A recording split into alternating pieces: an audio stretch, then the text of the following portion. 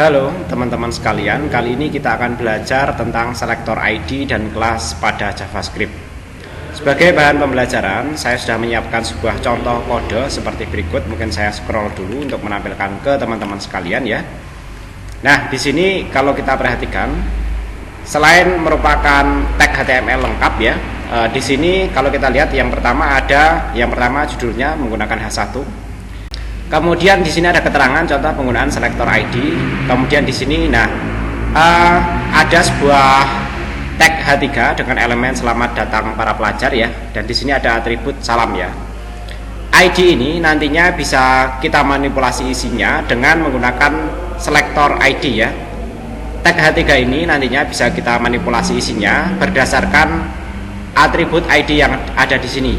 Nanti ID-nya ini kita gunakan sebagai selektor ya. Jadi nanti caranya mirip ketika kita belajar input prompt ya. Jadi nanti kita tangkap dulu misalnya inputan dari luar. Prompt ini yang masukkan nama Anda, kemudian kita modifikasi inputannya menjadi selamat datang nama kita. Kemudian kita seleksi ID salam tadi ya.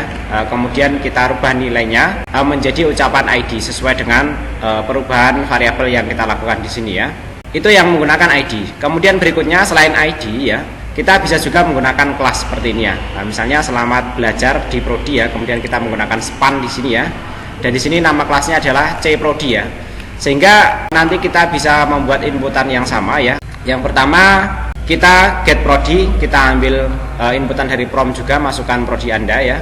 Kemudian setelah itu ya, kita akan memodifikasi elemen HTML menggunakan kelas, yaitu dokumen get element by class name. Kalau ID nanti by ID ya. Uniknya untuk kelas itu nanti kita bisa memodifikasi lebih dari satu. Sedangkan ID itu nanti dalam satu dokumen HTML hanya diperbolehkan satu ID saja.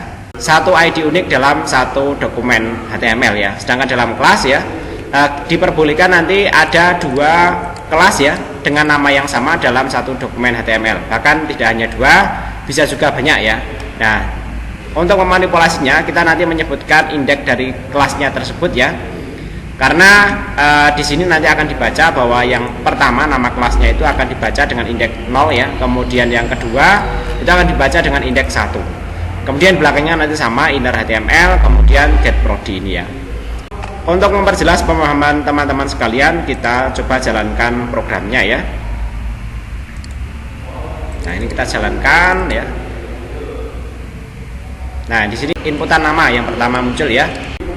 Kita isi misalnya nama saya seperti ini, kemudian kita klik OK. Nah, karena setelah itu ada inputan prompt lagi di sini ya, maka dia menampilkan inputan prompt lagi yaitu prodi, misalnya sistem informasi seperti ini ya. Setelah itu saya klik OK. Sebelumnya tampilannya seperti ini ya. Selamat datang para pelajar. Kemudian yang kedua itu menggunakan selektor kelas ya. Selamat belajar di prodi Anda, belajar menyenangkan di prodi tersebut ya. Ketika saya klik OK ya, maka di sini berubah ya, selamat datang Priyadi, kemudian selamat belajar di prodi sistem informasi, belajar menyenangkan di prodi sistem informasi ya. Jadi nanti kurang lebih seperti itu ya cara kerjanya. Nah, untuk membuktikan bahwa ID dengan nama yang sama hanya bisa dipakai satu kali pada satu dokumen HTML, kita coba buat baris HTML berikutnya yang ber ID sama. Kemudian kita coba modifikasi di sini ya. Kita coba perlakukan seperti kelas ya. Di sini misalnya kita coba get element by ID, kita tambahkan indeks 0 dan indeks 1 ya. Apakah ini bisa berjalan dengan baik di program kita? Mari kita coba jalankan. Nah, ini kita coba jalankan lagi ya.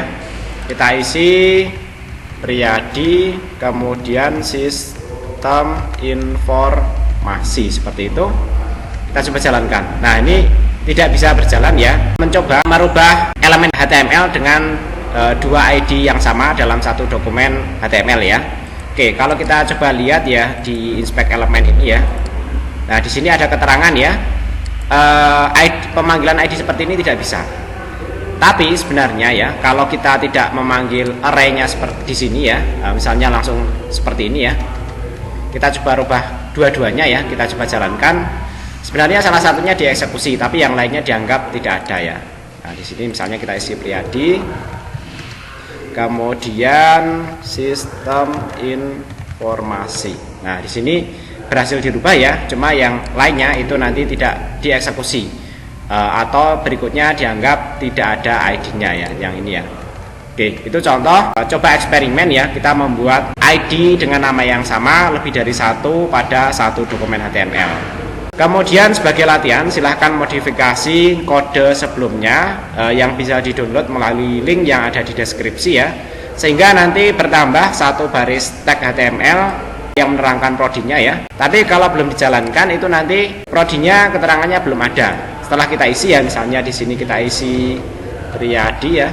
Oke, kemudian di sini kita isi sistem informasi seperti ini ya. Maka nanti di sini ikut berubah prodi sistem informasi. Begitu juga nanti pada baris-baris yang lainnya. Nah, jadi nanti silahkan berlatih agar tag elemen dengan kelas yang sama nanti berubah isinya menjadi sistem informasi. Demikian, terima kasih.